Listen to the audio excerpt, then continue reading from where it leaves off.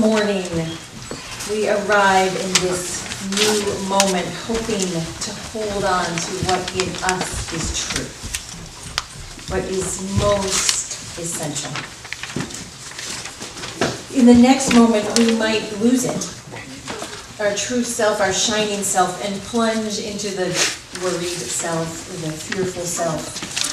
Lose momentarily our kindness, our joy. Spring morning remind us to stand up and look up and refuse the worries that tug us into smaller lives. Spring, keep our hearts open like the blossoms, greening like the hillsides. Spirits as big as the earth.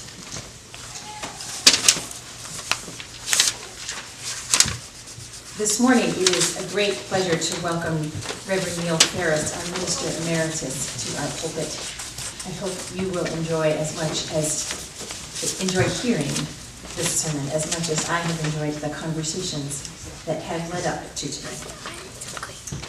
It's good to have you here, Neal.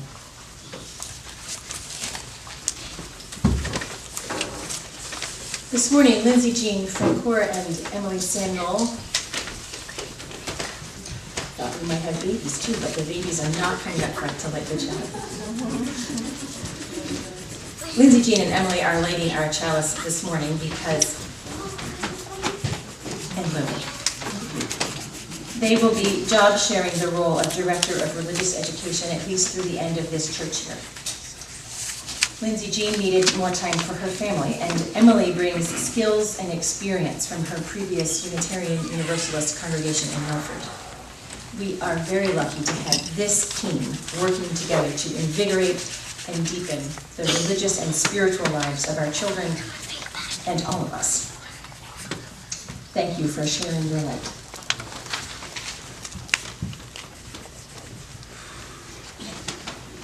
I invite you to join in speaking the words of our covenant, which are printed in the order of service. Love you. Christ is the sacrament, and service is the prayer. To love and peace, to seek knowledge and freedom, to serve humanity in fellowship, to respect the nurturing power within all of us, thus to be covenant. You into a time of sharing joys and sorrows. And I invite you again to find that kernel, that singular blossom that holds the joy of becoming or the just few dewdrops that are sorrow or change in the life. And come and stand here on the sunshine side of the sanctuary, and then come and stand with me so that we can hear your haiku of what is unfolding in your life.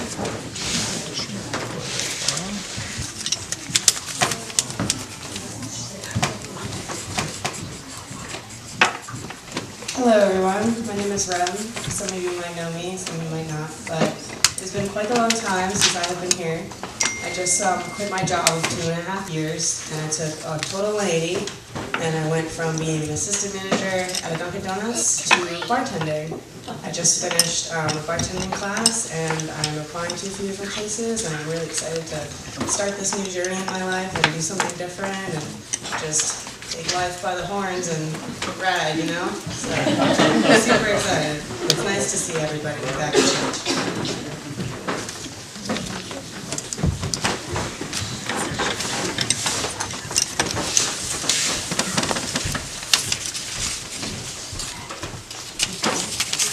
I have a riddle today. I'm Roy Jones. The riddle starts with a fact. Today I'm 67 years old.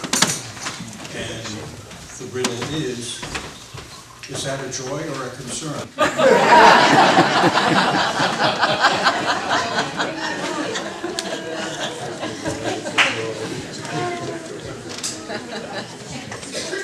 Pause in this moment also when we hear the unfolding of our individual lives to notice what is happening around the world. In churches in Sri Lanka, in a synagogue in San Diego. We pause and notice what is happening in our world. The anti-Christian violence, the anti-Semitism that rises again in our country. We notice. And we will find our ways to be part of the conversation, part of the changes.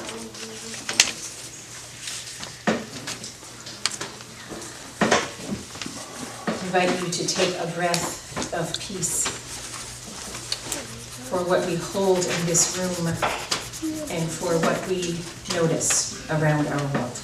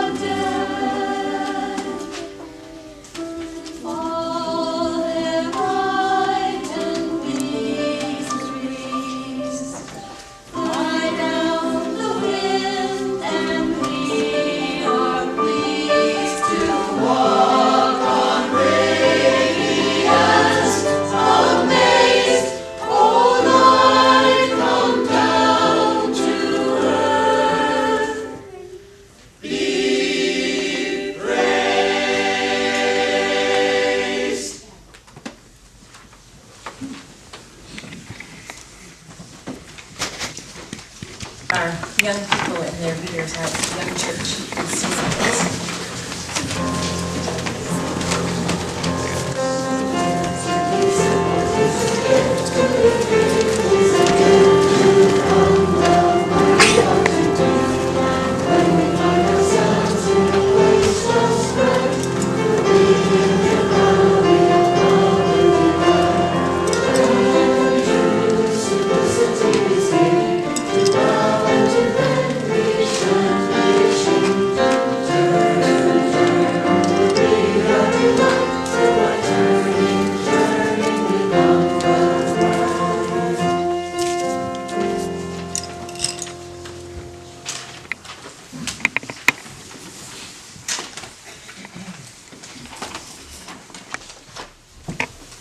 When I told my 6-year-old child last week that it was Earth Day, I got this funny little look in his eye. And then he got up and he went outside. And he came back in just a moment later, kind of grinning. And I put my arm around him and I said, "What'd you do?" And he grinned silently for just another moment with this little faraway look in his eye. And then he said, I kissed the earth. And the look on his face was really of someone who was just smitten. He must have kissed the earth right outside our front door because he wasn't gone very long. Where the daffodils are nodding and the leaves are only partially raked away, and so the ground is rich and damp. That was the spot that he just kissed the earth. I spend some amount of time being anxious and fearful these days about what will happen to our earth. And I love to be reminded that I can also be completely pleased and delighted and in love. Filled with love, melting into the earth like last year's leaves. So in this meditation time that we share together, I invite you in this quiet to think about where would you go to kiss the earth. You might send your heart and your imagination to visit that spot right now. And then later today, or maybe some distant day, bend down and indeed kiss the beautiful, holy ground.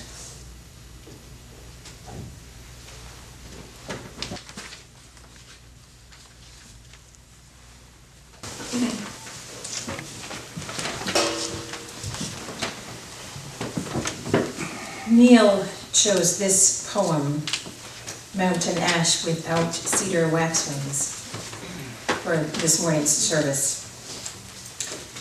I wanted you to know just a little bit about Robert Pack, who wrote the poem. He is an American poet and professor. He taught at the University of Montana for quite a while, and also at Middlebury College for 34 years. And he was the director of the Breadloaf Writers Conference for quite a while. And he has written 22 books of poetry and criticism. So if this is your first introduction to him, there is more richness waiting for you.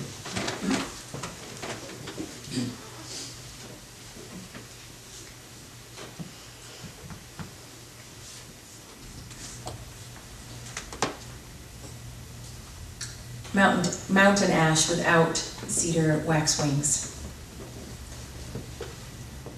The likely last nostalgic warmth of autumn has gone by.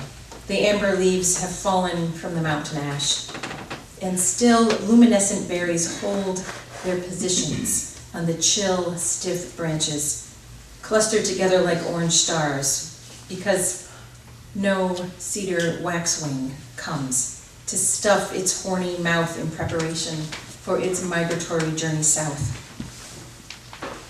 Listen, for I'm no longer sure I know what words can reach the words in me through the words that have been my life. No cedar waxwing visited my tree 4 bleak falls in a row.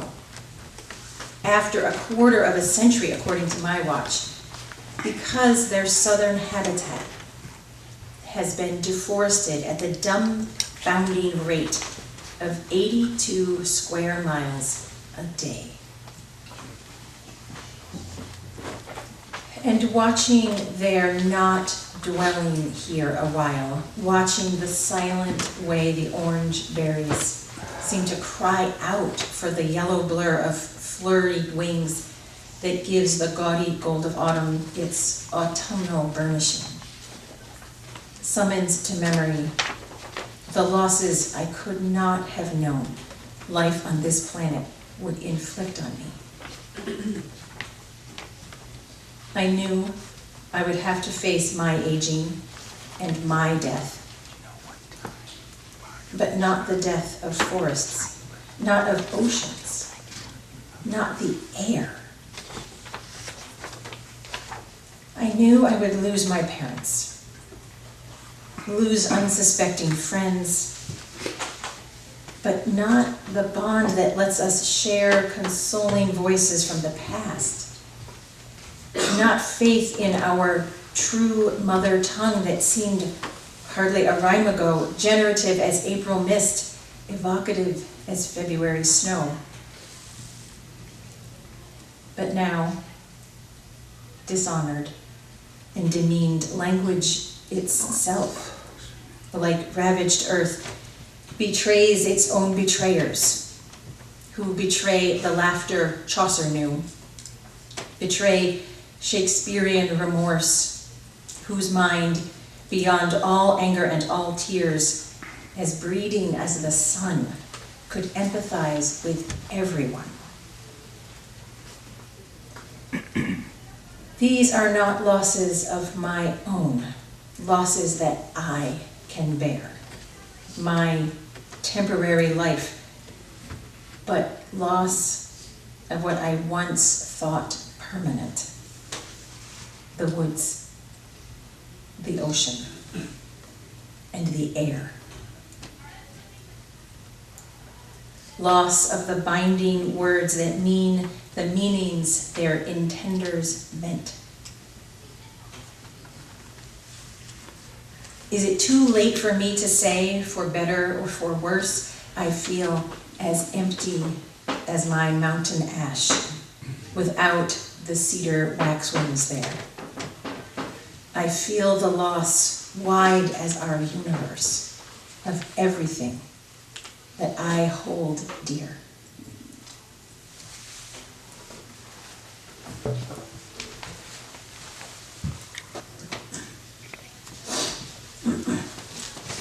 Some years ago, my wife Sylvia and I were canoeing across the lake from our camp in northwest Maine when we saw and heard a flock of cedar waxwings on a tree on an island near the shore. Such a beautiful sight and sound. We still remember it well, even though we have not had that experience since that one time, because their winter home has been destroyed to make way for soy plantations and cattle farms. How can we not feel the loss of what we hold dear? How can we fail to grieve the loss of what we have learned to love? If, as some of you have, some of us have, you have come to think of the earth as a living organism, then you must realize that planet Earth is hurting, is suffering. We have a lot to grieve these days. As ice melts at and near both northern and southern poles, the sea level is rising at a much faster rate than was expected. As more than half of the Arctic ice is gone and seawater is more acidic, temperatures are routinely reaching levels never before recorded. The long-term stability of the planet, whose self-regulating systems are being so stressed, is upended, leading to floods and famines and mass migrations. I'm speaking of natural religion, not only as the climate changes, but in this specific environment. And I am reminded of the story of what happened in one of our Boston Unitarian churches in the 1960s when a hippie was being disruptive. And after everything the minister said, he was saying, Amen and Hallelujah, at the top of his voice. And Usher went to him discreetly and said, please, sir, we don't do that here. And he said, but I've got religion. And Usher said, well, you won't find that here.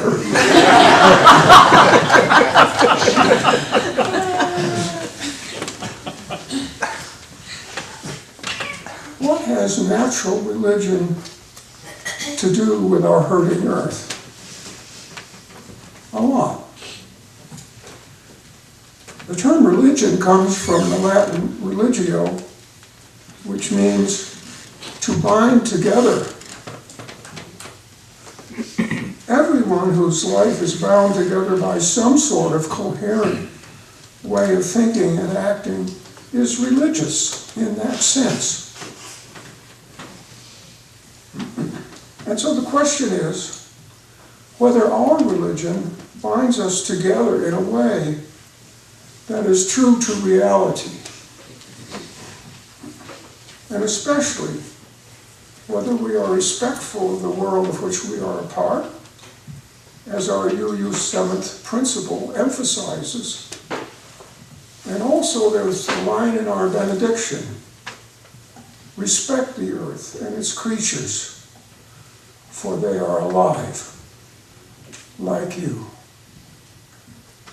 I've asked Kendra to read another poem for us.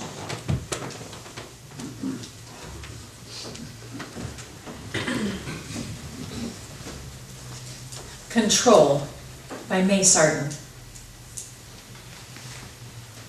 Hold the tiger fast in check. Put the leash around his neck. Make it known. A growl will tighten the collar. Browbeat, frighten. Set the tiger on a tightrope. Make him walk it. Make him cope. Punish any slightest fumble. Make him walk it. Watch him tremble. Yours the power to use or not, once the fierce soul has been caught. Yours to beat without forgiveness what is wild with fear and loss. You may have complete control. There will be no roar or growl. But can you look into those eyes where the smothered fire lies? Tame the tiger, break his pride. You will find yourself outside with all those who can destroy tiger love and tiger joy. Outside, in the awful dark, smothered every smallest spark where nothing blesses or can bless. How will you bear the loneliness?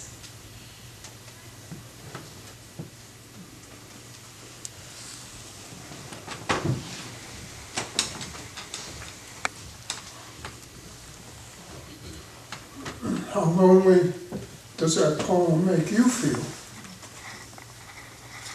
How lonely do you feel when confronted with the disappearance of songbirds due to rainforest removal, or the torture or the murder of big game animals by cruel humans? Some songbirds wintered in Brazil. Until recently, that nation was a leader in environmental protection, including reducing deforestation by over 70%. Now, with President Bolsonaro in control, agribusiness, the arms industry, and the religious right are in charge. The three B's: beef, bullets, and Bible. Brazil now has the world's highest level of violence against LGBTQ people. Deforestation is surging. When Bolsonaro visited the US president in Washington, he wore a cap that said, "Make Brazil great again." Back in the good old US of A, we might ask, how is it that our country has done so little to call the fossil fuel industry to account? An industry that, like the tobacco industry, is known to have lied to the people for a long time concerning the harm of its products and their production. I agree with Bill McKibben that some of our nation's failure to face up to this threat to our well-being and that of the whole Earth community is due to the influence of the novelist Ayn Rand, a promoter of selfishness and unbridled capitalism. That view is upheld by many prominent politicians and other influential people, including the president, who has called The Fountainhead his favorite book. Didn't know he read it. Promoters of Rand's philosophy of objectivism include the influential Koch brothers, who fund many anti-environmental efforts. The irony is, whereas Rand's defenders promote what they call objectivism as a sort of scientific objectivity, it really amounts to thinking of others and treating others as objects. That sort of objectivism, which is based on contempt, the opposite of empathy. Another Rand disciple, the governor of Wisconsin, prohibited state land officials from even mentioning climate change. And the current administration in Washington has seen to it that the growth of residential solar installations has come to a halt, one of a great many anti-environmental accomplishments.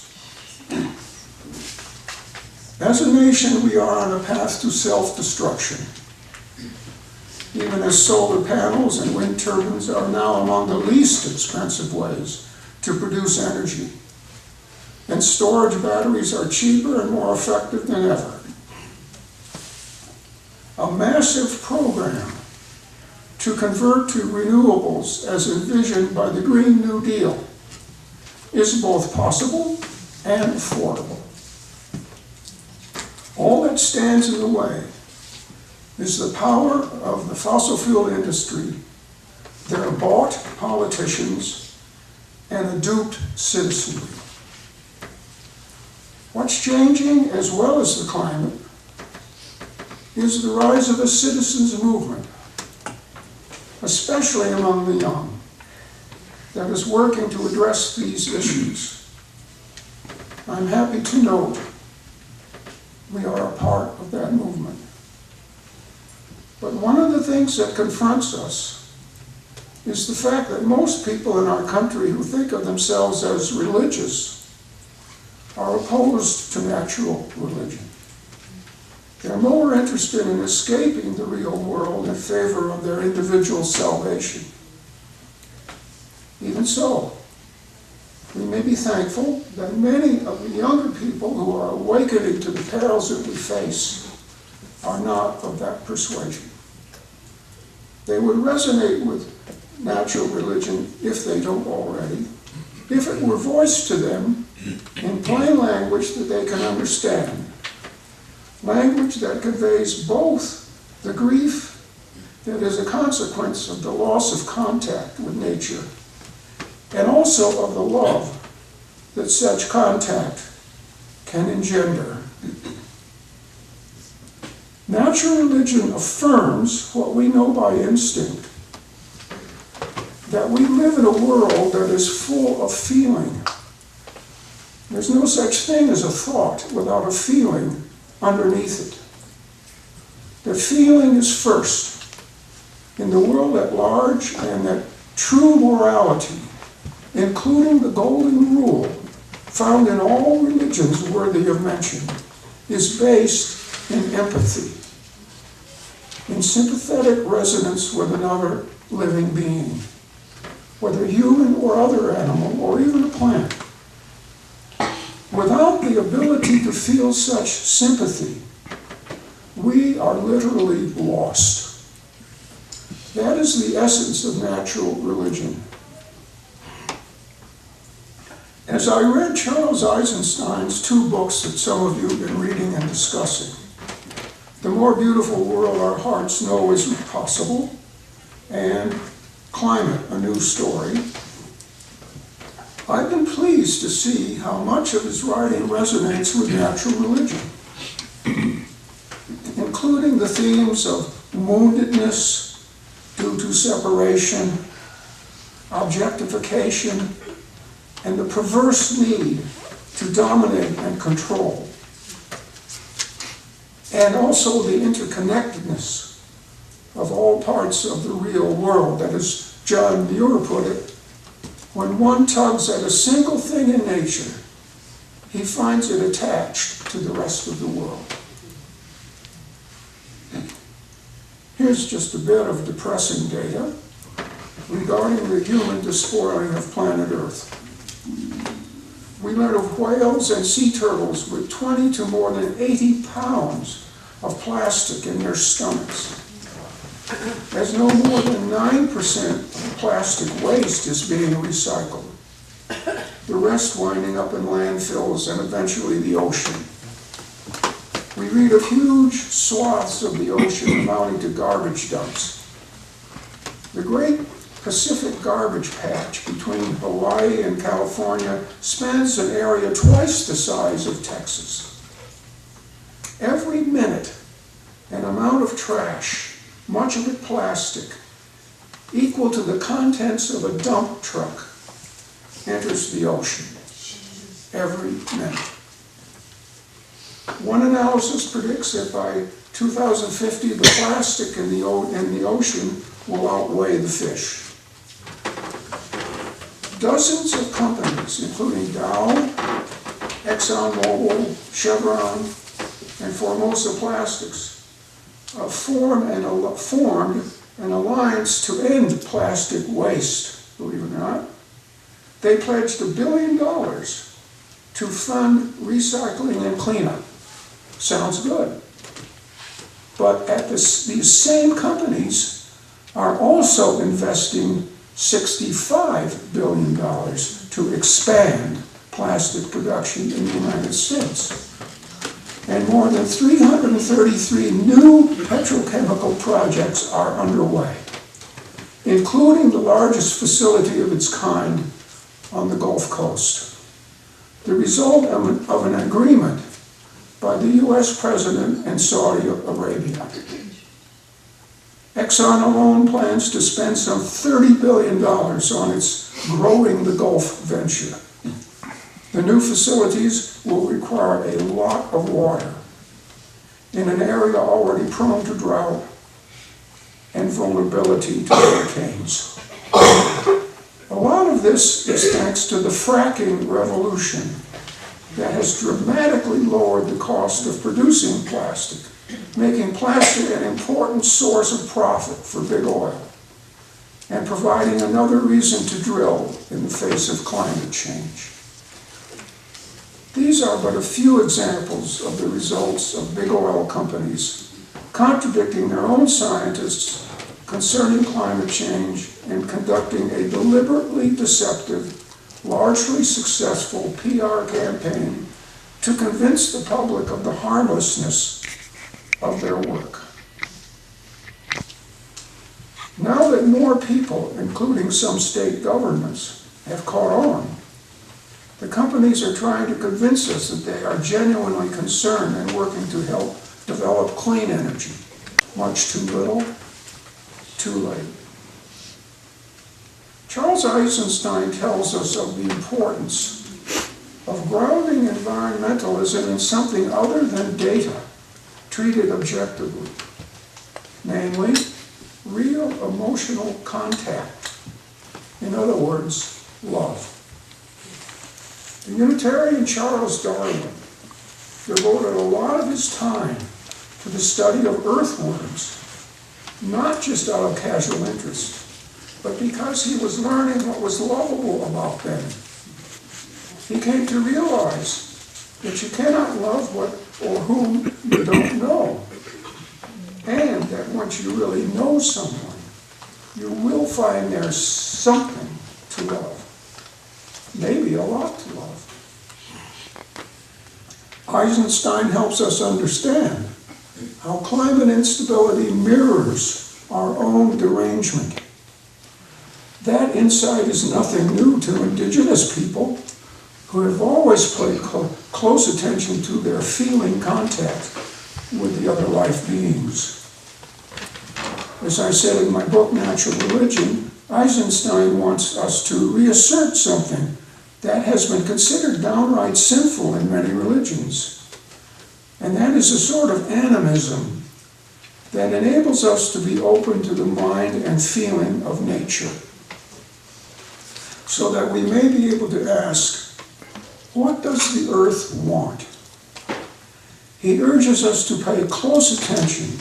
That requires us to focus on the specifics. What does this tree want? That forest, this river or stream, this animal, that field of grass and flowers. What do they want? What most needs our attention? It is that which we most avoid feeling. And ironically, that turns out to be something that, if we attend to it, gives us the feeling of being alive, of being a living participant in a web of life where every part is connected to every single other part, and where, therefore, what happens to one part has a real effect on the rest. No separation. One of Eisenstein's main points involves his understanding of the problem of reductionism that is all too common in science, whereby people are inclined to think that this one thing matters more than all the rest. So, of course, we search for that one thing. These days, for many, it is global warming. Well, global warming certainly does matter. And yes, it matters to recognize that burning fossil fuels is a major contributor to global warming. We need to cut that out sooner rather than later. But if we insist that continuing to burn coal and oil and gas matters so much that we neglect the destruction of forests and grasslands and estuaries and keystone animals and plants and sources of clean water drying up and being contaminated, then we fail to understand the consequences for global warming. For example, of destroying forests and grasslands and estuaries and polluting the waters. It all matters. I say this in order to assure you, at a time when many of us feel overwhelmed with all the choices we must make, to the point where we may be inclined to give up in despair, that rather than get all tied up in the search for the one right thing, it were better to consult our own feelings and look for the connection between what one's heart urges and what presents itself as a worthwhile project. Our suffering earth wants a lot. You can see it everywhere you look. So rest assured, you don't have to get it just right to make a beneficial impact. Earth is creation's gift to us. So the question is, what do you have to give back?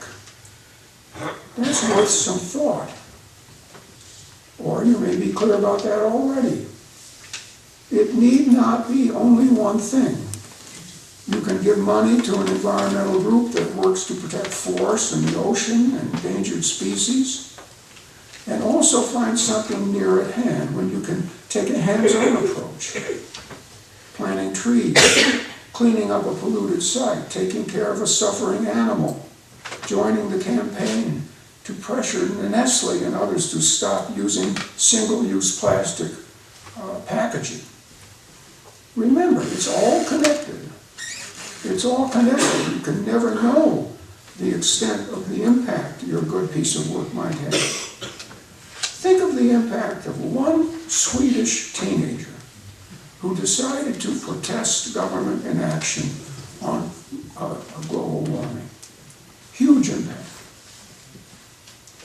What do you love? How well do you know your love? What does that person or animal or tree or stream want or need? Let it speak to you. Whether it is promoting land regeneration or opposing a fracked methane pipeline, whether it is finding ways to reduce, if not eliminate, the use of plastic bags and other containers, to help protect keystone species like beavers and wolves and bats and bees, whether it is turning away from poisonous pesticides such as Roundup and insecticides that are killing off whole populations of beautiful insects, or getting rid of poisonous pollutants in your house or apartment. There's no end of things you can do if you put your mind and heart to it. My emphasis here is on the religious. Natural religion is first of all about woundedness, ours and the earth, and then on separation and the curse of objectification, and on the perniciousness of control and lack of caring. And then it's about empathy. It's about seeing the sacredness of life in all its forms, even those that can do us harm. And then it's about reconnecting with the real world in ways that help with Earth's healing. Our own healing goes with it. The most quoted verse of the Bible, John 3:16, begins by saying, "For God so loved the world." Few seem to have noticed that it's not God's love for heaven or for the world as it might be. It's God's love for the world as it is. That clearly implies the lovability of the world. Well, if God loves the world, if the world is truly lovable, then human destruction of the world is not just bad stewardship. It amounts to a monstrous blasphemy against the Creator. It's flinging God's gift into her face, as if no worth beyond that which we may assign to it, as if it all exists solely for our benefit. For those who might be interested in what the Bible actually teaches, it should be important to understand that we have there no entitlement to destroy or hold in contempt anything on earth or in the heavens or in the waters. We have a right to use the gifts of nature, but not to ruin or waste them. We can use what we need, but no more, which is why the Bible forbids usury and great accumulations of property. What's more, the Jewish prophets, including, of course, Jesus, taught that a sense of the holiness of life is not compatible with an exploitive economy.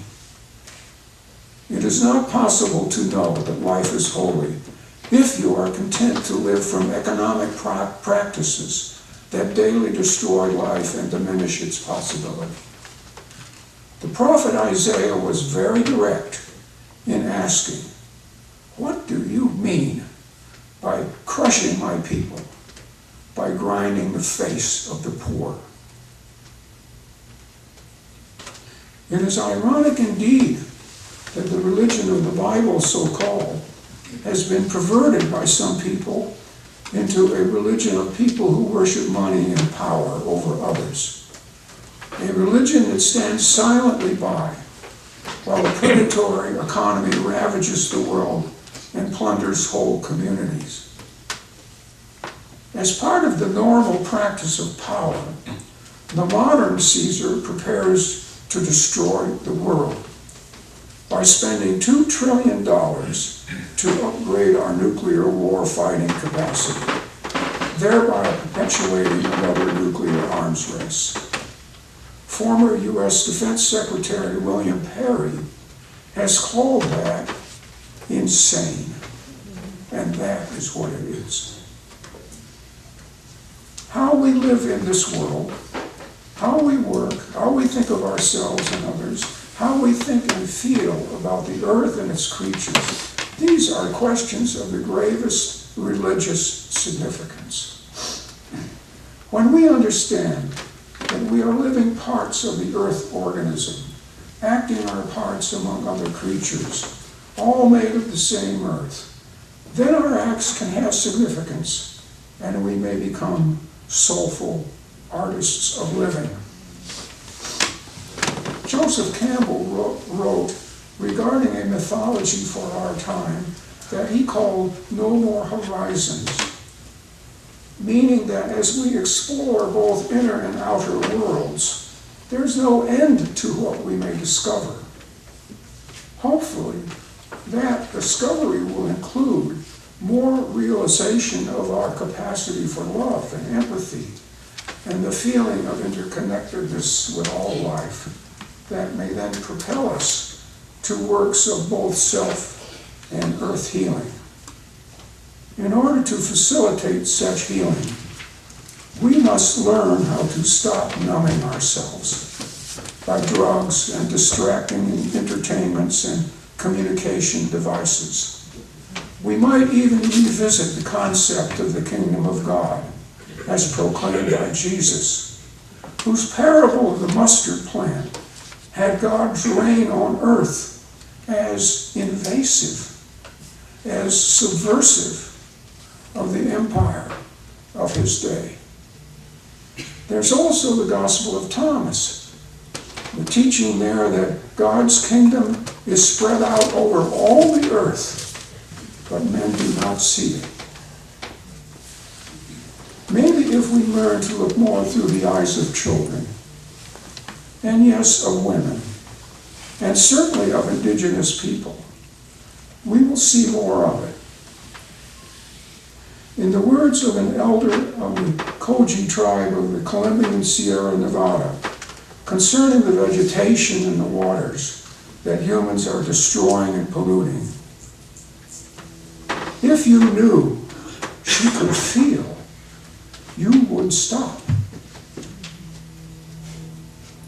Natural religion is a religious philosophy that is rooted in a sense of the intrinsic value of nature, of the sacredness of the interdependent web of life, and of love of the real world, where if we open ourselves, we may then be pleased to walk in radiance amazed.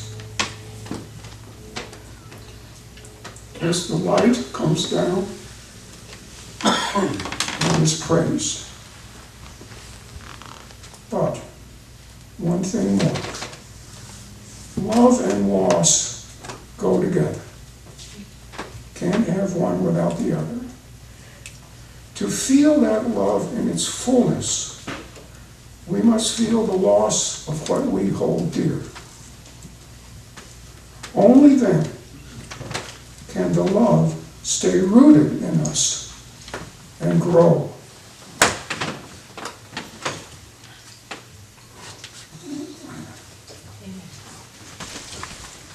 We take up an offering each week to feed and sustain this community, this place where we learn and relearn how to feel and honor our losses and how to love more deeply.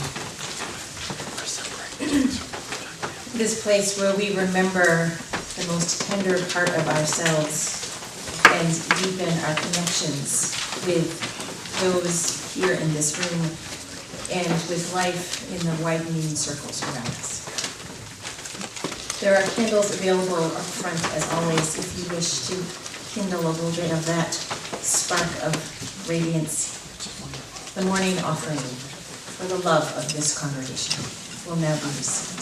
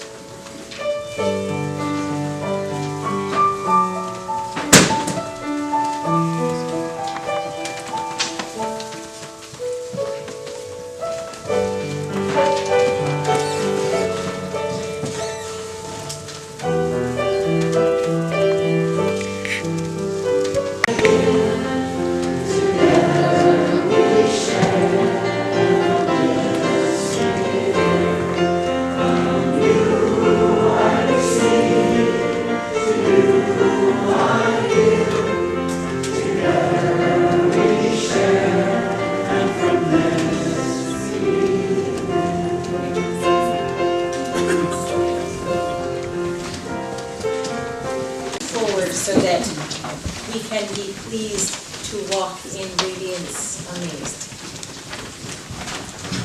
Please join in our unison benediction. Their words are completely in the service. Vote with peace. Speak truth. Give thanks each day. Respect all creatures, for they are alive like you. Care for your body. It is a wondrous gift. Be gentle with yourself. Simply, be of service. Be guided by your faith and not your fear. Go lightly on your way. Walk in the sacred way.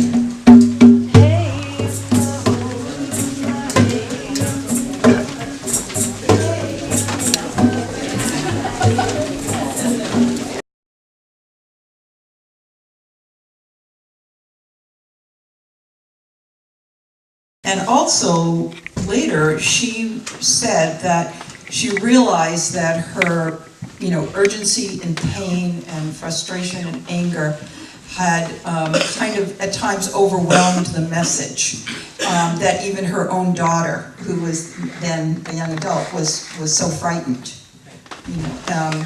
And the Mishis also have said the same thing. So I loved in the message, because that's sort of a place where I've come, is to acknowledge all that and go to that place of the love of the earth and that knowing and that vibration, because what you're affirming is that sense that out of that connection and love and acknowledgement of what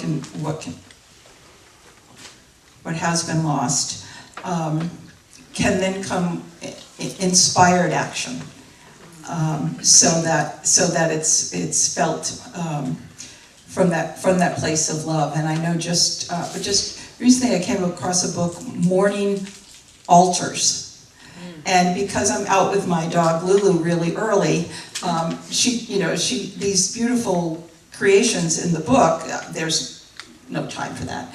So what I've been playing with, and I really loved it, is finding things in the environment that are of the earth, and then adding something else, a stone, some pine cones. But it's given me it gives me a focus on what's there, and it makes me notice more and more. And I feel like that's what this service has, your message has also done in the service, is that there's a focus, there's the acknowledgement, and then the, not just the reminder, but now a fuller focus on picture of what's there. So, thank you.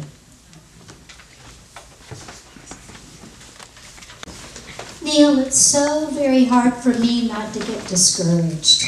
There's just, and I'm basically an optimistic person, but please give me some guidance so I'm not so discouraged.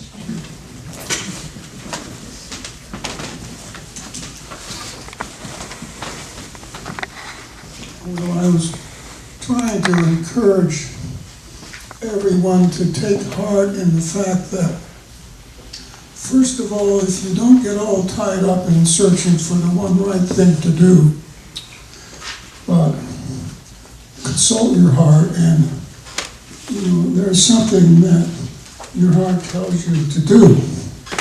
It may not be a big thing, it may not seem like a big thing, but the message is, and this is not just my thought, I don't know if you've read Eisenstein.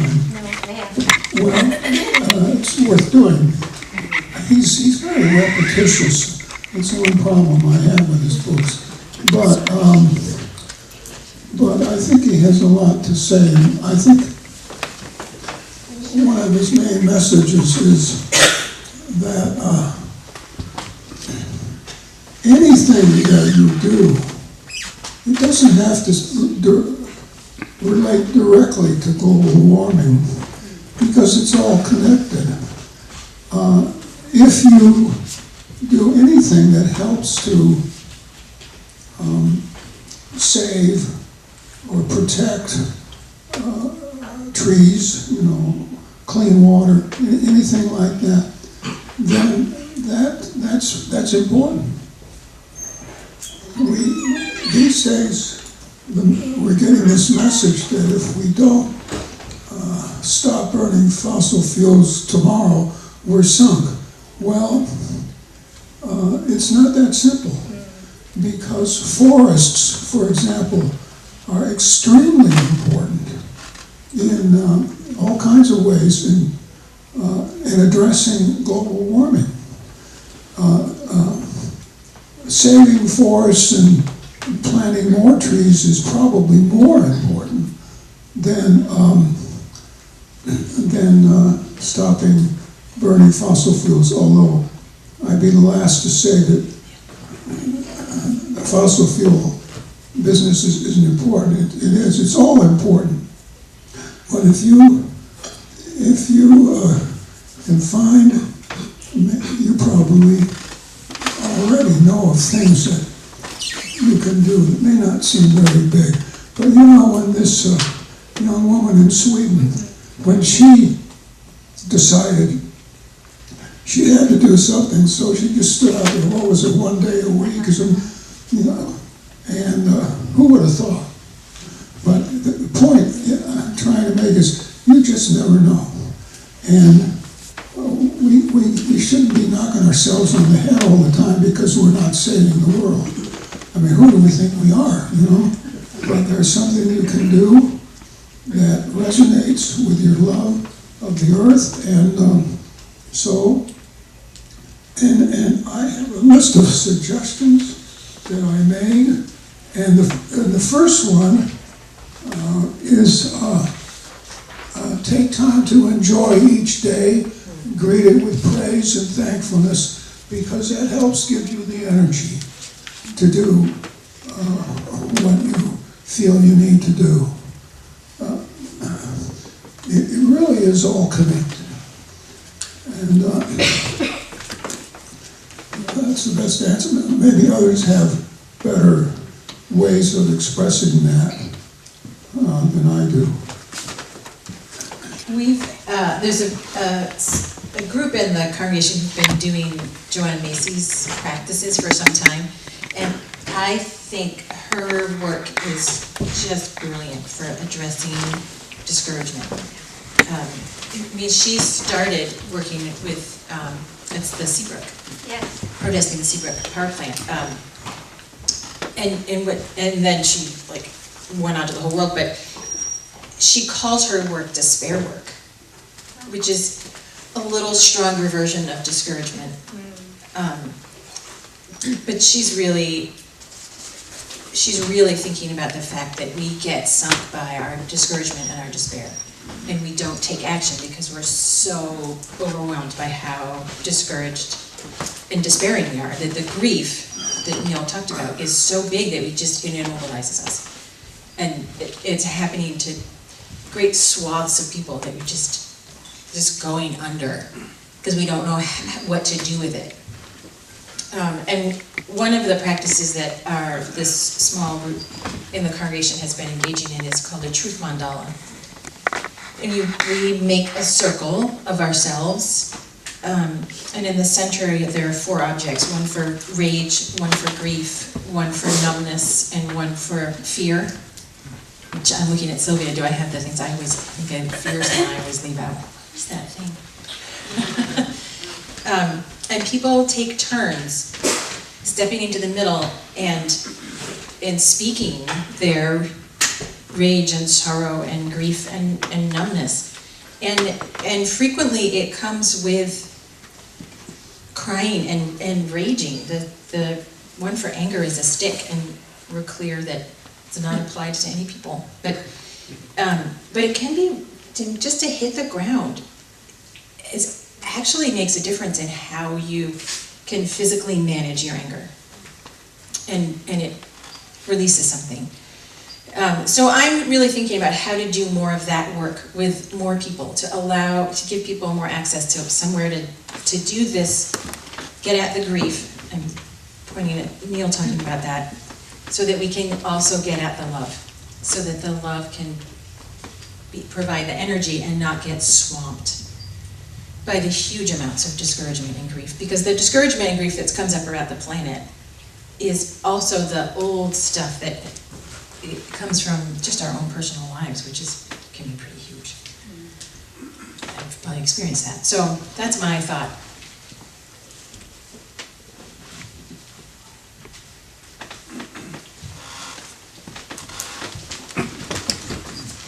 So, to deal with the loss and grief, I spent some time creating a bibliography of hopeful solutions and hopeful approaches. That biography is on the table outside, and I will recommend it highly. Amen. I hate to see people just give up on politics. It's very tempting, very tempting. But I think that's a big mistake. Like it or not, an awful lot depends on who gets elected at different levels. And for those of us who have been discouraged, and I certainly have been from time to time, whenever I feel that way, start to feel that way, I think about what happened in last year. Was it last year? The congressional election. That changed everything. That was really a huge change, I think, for the better. And so it illustrates that when things look really bad, there is always an undercurrent of a movement in a better direction. And so I try to think about being a part of that. And not letting discouragement call the shots.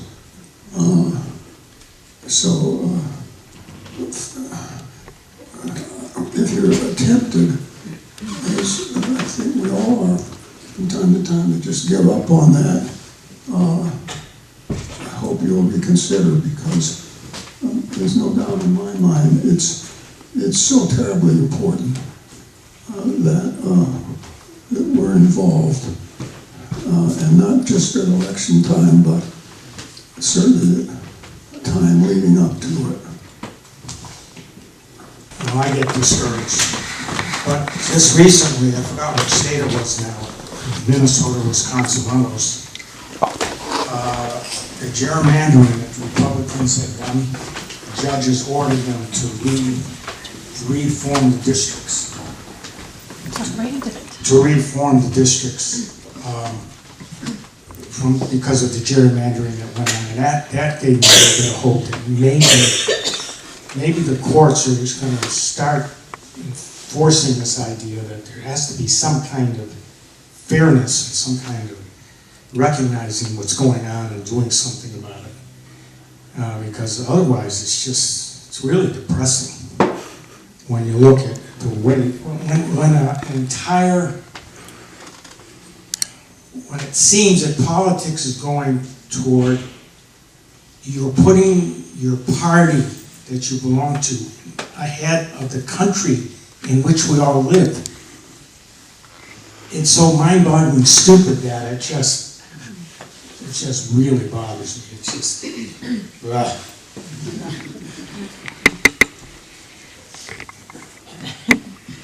You got it. Miss Pollyanna here. I have feelings of hope. And I was looking for a news story that I didn't remember the details in, and I Googled something to the effect of Republicans who have switched parties. And you won't believe the list from the last year or two. Many, you don't hear about this as much in the news, but someone in, where was it, Iowa, one of their representatives, after 50 years in the GOP, just left. He said, I just couldn't stand it any longer. And he's now an independent, maybe Democrat, I think, registered. So there are signs that things are going to change.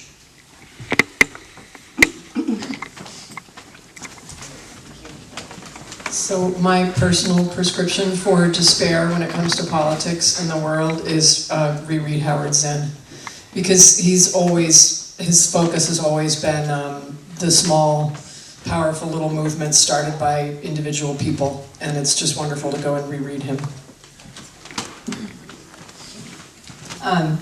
A bit of hope here in Exeter happened with our election when a group of us got the town to pass, to vote, a new kind of law which is called a Right to a Healthy Climate ordinance, and it's complicated, and our town officials, I think, were totally surprised that it passed. So I have a little problem with the town lawyer not making them not sign it, which they're required to do. So we're having a very good series of discussions with the select board about what Right to a Healthy Climate means, and what it turns out is that rights of people and nature and communities take precedence over regulations forced by corporations on towns and civic groups. So basically we have, and always have had, through the Constitution, our individual rights. And if you read the Constitution, we can pull these out, and they actually take precedence over the rights that state and federal permits give corporations to put a fracked gas pipeline through, or to the planning board to waive ordinances that have given them powers, but they let them go in the face of a big development in town. So anyway, I think this is really hopeful, because the select board are really listening and trying to grapple with this, and it's not easy. So it's happened in 12 towns in New Hampshire now that a rights-based ordinance has passed for different reasons, but none of them have been challenged legally. So we're feeling pretty good and trying to really have a meaningful discussion with the Board of Select people and the planning board and other boards in town that can use this law when an issue comes up and they need to use it. So I find that really hopeful. It's been a lot of work to get it passed, and to understand it ourselves, that was the biggest work. That took maybe 6 months. But we had help from a professional, and it's really been an exciting process to go through, so I'm hopeful about that.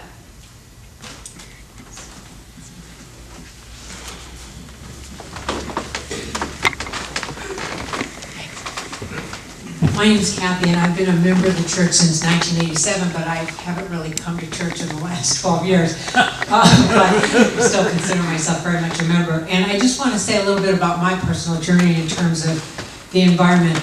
I'm a city girl from Cleveland, and so never thought much about the environment, but about 20 years ago, I got a compost bin. We lived in Kensington, and my son was really into it. He would cut his hair and put it in the compost bin, which is good to do. And I'm not a gardener, so I kept filling up that compost bin for about 15 years, never really stirred it that much, never tried to take things out of the bottom of it, but saw eggshells and didn't know that eggshells don't decompose. So when we moved from Kensington a couple years ago, took everything out of the compost bin and put it in the flower garden, and it was just wonderful. So that was one little thing that I picked up on. And now my husband and I are in our 70s. I'm thinking about my legacy and and the environment. And just that one little odd thing of having a compost bin, like we're looking for places to live, and we've lived in condos, and we didn't like it so much because I couldn't have a compost bin. So my husband's putting up with the fact that we're going to move to a house when we find one, but I have to be able to have a compost bin. And that has encouraged me to join the green team and do the cleanup at the Seabrook Beach, and think about my legacy, about my granddaughter, and teach her to be good to the environment. So that's been my journey, and I think each of us can do that. And I have another question for Neal, though. I just finished Oil and Honey by McGibbon, and he was I listened to it, so I heard an interview with him, and he said at the end that he said it's too late, that we've hurt the earth so much, but we got to keep trying. So I wonder what your perspective is about Bill McGibbon and what his attitude or he's done a lot of wonderful work, but I just wanted you to comment on him. Well, I think he's a national treasure. Wonderful man. And I have not read, that's his newer book you're talking about? No, it's not. No. No. Maybe 10 years. Oh, because I know he's just working on a newer book, I guess. Actually, I could be wrong now. He talks about the Keystone Pipeline in 2012, 2013. Yeah. Yeah. Right, I have read that mostly in recent times. I read articles he's written, editorials, things like that. He's always spot on. One of the problems is, if you delve into this a lot, as certainly he has, you get overwhelmed with the bad news. He tries to bring in good news at different times. The thing that gives me hope is that there's usually a tipping point where good things are happening, but not quite enough, to make the difference. But then there comes a time when it does tip over, where the good things that are happening are more and more, and then the next thing you know, that's the way elections are won, where a certain candidate or a group of candidates may not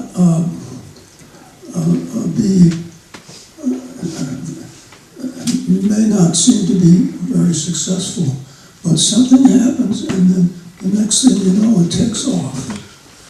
I think that's what happened last year, so there are a lot of very good things happening at state level, different states, and certainly if the national government changes next year, you will see many things change quickly. Some will take more time, but some things can change very quickly. So, just hang on to your hat and do your best. I guess, you know, I've seen enough over the years. You know, I can remember a time when we all thought that we weren't going to last because of nuclear weapons. We were just going to get destroyed. Hasn't happened. Now, it could happen. Still, I think that the nuclear weapons and global warming are the two biggest, by far, issues that we face. And so we do what we can. But I think there are some real signs of hope now. In a sense, it hardly matters, because we do what we can, and that's all we can do. And what's life about? You do what you can. And what's the Buddhist teaching? Try not to be too attached to the consequences, because it doesn't really help. Doing the good work is the important thing.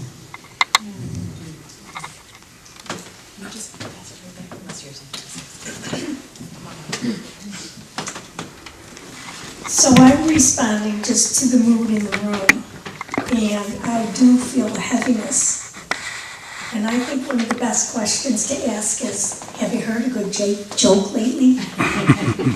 And I'm almost tempted to go in and tell one of the Unitarian jokes, but there is a website that is full of Unitarian jokes. And I think sometimes that big black balloon that gets filled up in here can be tempered by just poking a hole in it with a good laugh. Two things. One is, the microphone is not your worst enemy, it is your best friend. And what you do is think of it as an ice cream cone.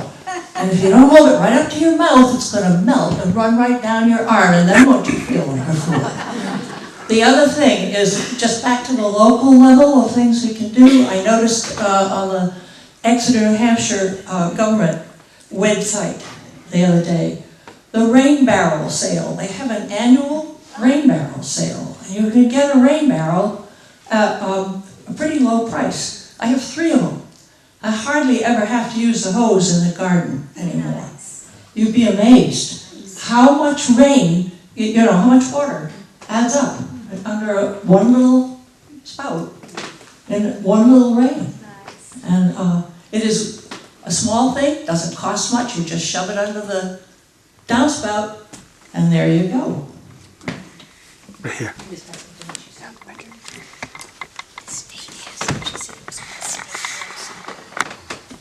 I just follow along with Neal's bit of optimism and share some other things. And I may have mentioned this in church some months ago, but in 2016, the Emily's List sent out a survey asking how many women were planning to run for public office. 900 people responded. In 2017, 22,000 people responded. So that's the visible evidence. The election was that visible evidence, but it was clear that there was going to be a sea change. Last night I went to a Water Street bookstore presentation by Nancy McLean, who's written Democracy in Chains. And I'll tell you that it opened my eyes, although I thought I knew a lot anyway, but she's pursuing the writings of a now deceased gentleman who is a very prominent gentleman, and his cohorts. Where we are now with the environment is not a mistake. It was planned in the 50s. So there's a calculated effort to get rid of people's rights and democracy and let corporations basically run roughshod over us. And her book, Democracy in Chains, is a must-read for me, and as soon as I get time to edit it, because I did videotape the session, it'll be up on YouTube too. So. Will you give us a link to that when you... I will.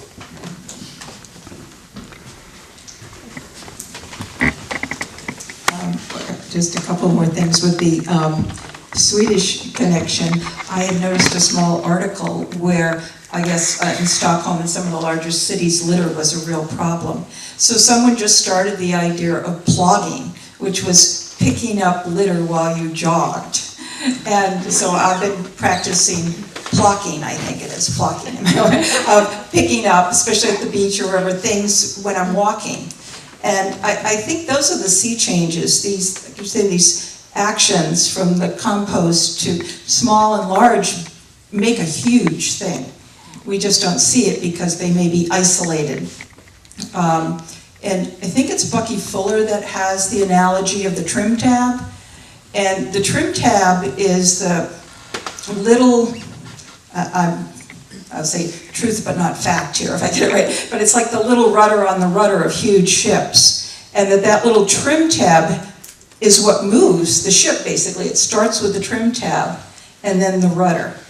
So I've been part of things that have been called trim tab projects that I think some people are talking about here. That's, I think, is an idea, a great one for Earth and environment of what are you connected to, what do you feel drawn to out of love of the Earth or just feel called, and that it could be a trim tab project and then other people can support that. You know, what could you add to that project? What do you feel within that idea that you could, again, add or support? So I offer that as an analogy and a reality.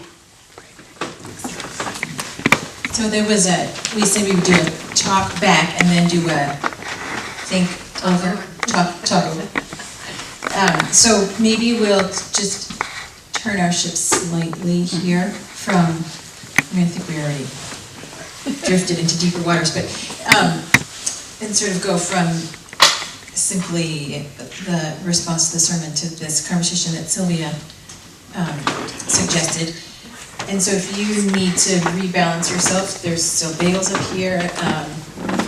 And we'll take maybe just a breath if anyone needs to move or rearrange, and then I'll hand you the microphone, and you can talk about what you were planning to do.